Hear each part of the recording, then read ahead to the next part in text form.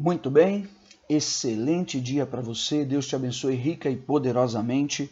Quero orar por você, interceder pelas áreas da tua vida e repartir da palavra de Deus e daquilo que o Espírito Santo de Deus tem para nós e creio que pode trazer de maneira prática luz e vida para você em todos os teus caminhos. Amém?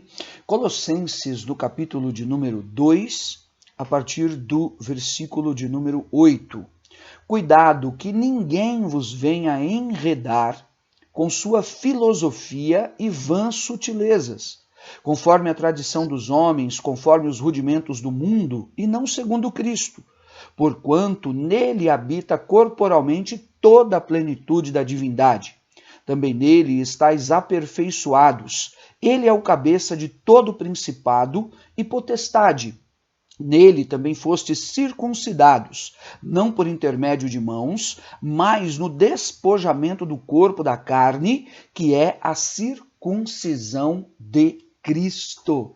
Meu Deus! Aqui, o apóstolo Paulo vem embasando um caminho excelente de alerta, de cuidado para toda a igreja da cidade de Colossos. Igreja que havia sido fundada provavelmente por Epáfras, um dos seus ministros, formado por ele na igreja na cidade de Éfeso, quando ele ali esteve por muitos anos.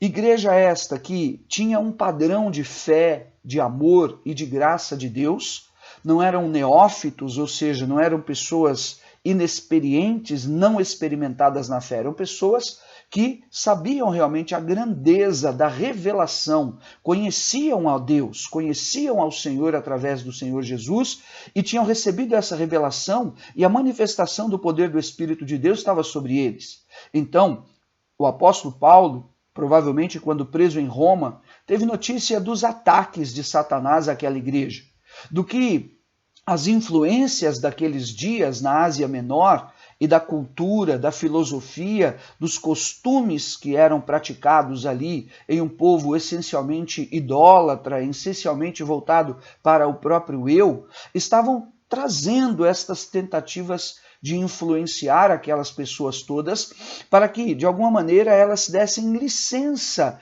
a determinados padrões de conduta e daquilo que haviam recebido da presença de Deus. Por isso que ele vem enfaticamente mostrando esses elementos. Primeiro, cuidado, ele diz, com a filosofia, cuidado com pessoas que vêm tentar te influenciar, te enredar, ou seja, te envolver com as suas filosofias. A filosofia já era preponderante na época, depois nós aprendemos estudando sobre o gnosticismo, que também era uma vertente dessa porção que mostrava a condição onde a pessoa podia servir a qualquer Deus, ter qualquer religião, mas que ela não poderia deixar de viver sua vida, fazer o que ela quisesse e viver na carne ou em qualquer tipo de satisfação ou de prazer que fosse.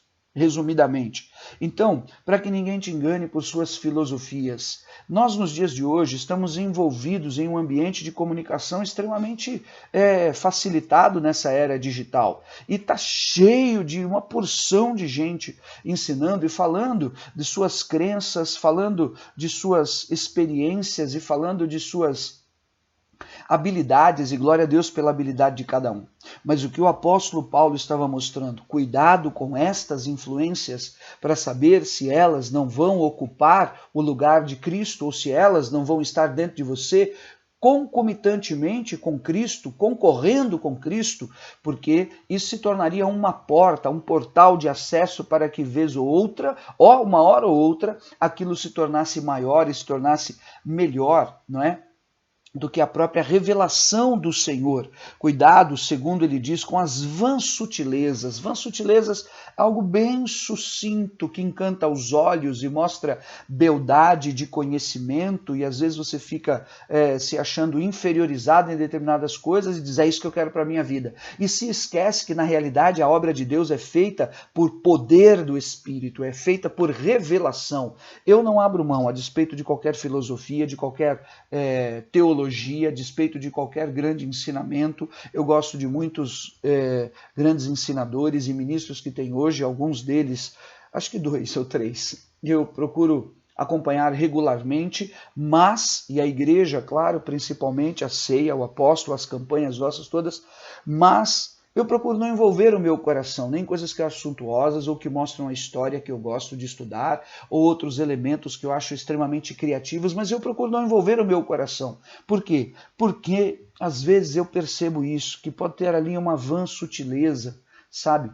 E que muitas vezes estas coisas, como temos hoje grandes ensinadores e tantas coisas mexendo na alma e nas crenças e mudando essa linguagem e tudo, e a gente vê isso no púlpito muitas e muitas vezes. É só ligar a televisão e você vê o coaching hoje nos púlpitos todos, e eu fico olhando e falo, meu Deus, será que é isso mesmo, sabe? Nós temos como referência a palavra para fazer a leitura do mundo, ou temos referência a outra linguagem, temos como referência a outra ciência para fazer a leitura da Bíblia. Então, isso não me deixa assim tranquilo. Então, tomo cuidado com filosofias e com vãs sutilezas. Ele diz, conforme a tradição dos homens, é a tradição dos homens. Como Jesus contendeu em Marcos, no capítulo 7, assim por diante, por causa da tradição que tinham os fariseus. Eles acabavam olhando para o exterior, mas não para o interior. E depois, por isso, ele fala da circuncisão. Por quê? Porque a igreja também dos Colossenses era atacada por aqueles que diziam que você pode ser de Cristo, mas você tem que ser circuncidado na carne. O que era a circuncisão? Circuncisão era uma marca na carne do prepúcio do homem. Então, ele vem dizer que não, agora não é mais nem o rudimento da lei, aquilo serviu para Abraão, para a lei de Moisés e para o povo judeu, mas não para aquele que está em Cristo, porque os verdadeiros circuncidados são aqueles que receberam essa marca em seu coração. Portanto, nele habita corporalmente toda a plenitude da divindade. Eles se davam ocasião para achar que havia Deus, ou tudo era Deus, ou Deus estava em tudo. De fato, Deus está em tudo, Ele é o Criador de todas as coisas. Mas Deus se manifesta onde você está no Espírito, buscando a Ele, o seu poder e o seu propósito, para que então a graça dele venha poderosamente. Ele mostra que Jesus, nele, habita a plenitude da divindade. Não era como aqui, abre margem, muitos estudiosos dizem que eles começavam a questionar a plena divindade de Cristo. Né? Porque era um homem, como que era homem, então podia ser Deus. Se era Deus, não podia ser homem. Se era homem, não podia ser Deus. E Jesus era plenamente homem e plenamente Deus. Então é o que o apóstolo Paulo vem embasar. E essas filosofias e vãs sutilezas começavam a trazer pensamentos, influências nas pessoas, para que elas não enxergassem mais dessa forma Jesus como o Criador, autor e Criador de todas as coisas. Né? Como fala João no capítulo 1, diz que no princípio era o verbo estava com Deus, o verbo era Deus, e tudo que foi feito por intermédio dele, sem ele, nada do que foi feito se fez. Então, meu irmão, a minha irmã, a minha mensagem é muito simples, são as influências, cuidado com elas. No Velho Testamento, talvez poderíamos citar a título de comparação, né? Eles falavam do perigo dos costumes da terra, quando o povo de Israel ia chegar em Canaã, veja, Levítico 18, versículo 3, não fareis segundo o costume da terra do Egito em que habitastes, nem fareis segundo o costume da terra de Canaã, para o qual eu vos levo, nem andareis nos seus estatutos. Ou seja, a palavra de Deus estava mostrando claramente, cuidado com os costumes que vocês tinham no Egito, cuidado com os costumes que vocês vão encontrar dos povos que estão em Canaã, na terra prometida. Né? Então havia um outro padrão para eles, e que esse novo padrão possa fazer a diferença na tua vida, porque é dele que virá autoridade contra demônios, contra enfermidades, é dele que virá condição de superação no teu interior, no teu coração, em sentimentos e de transformação na tua mente, na tua alma, para que você seja intrépido, ousado, realizador, conquistador e possa avançar em nome de Jesus. E por fim o versículo 11, nele também fossem circuncidados, não por intermédio de mãos, mas no despojamento do corpo da carne, que é a circuncisão de Cristo. Então o Senhor vem e nos marca em sua circuncisão, porque ele se revela a nós. É obra do poder do seu Espírito e é o que faz diferença para as nossas vidas. Cuidado, fique alerta com todo tipo de engano e aquilo que talvez você esteja se dando licença para fazer, achando, não faz mal, a vida é minha, eu cuido da minha vida. De fato é verdade, mas que o Espírito de Deus possa tocar os nossos corações para buscarmos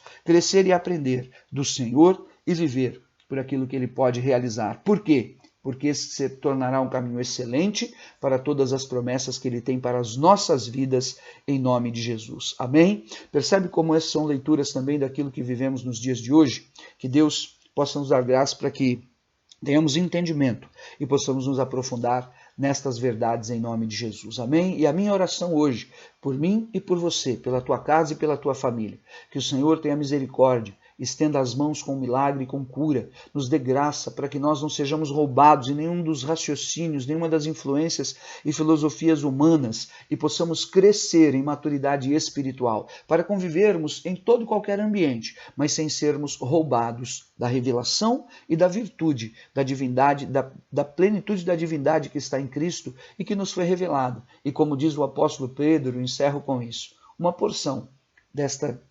divindade está em mim, está em você. Não se esqueça jamais disso. Amém? Fica com Deus, excelente dia, deixe os teus pedidos de oração nos comentários, que estaremos orando todos os dias. E se você acompanhou o vídeo até aqui, hoje, 7 de setembro, 20 horas, eu te espero lá em Itapecerica, porque o Bispo G vai estar conosco lá hoje, em nome de Jesus. Te amo, Deus abençoe.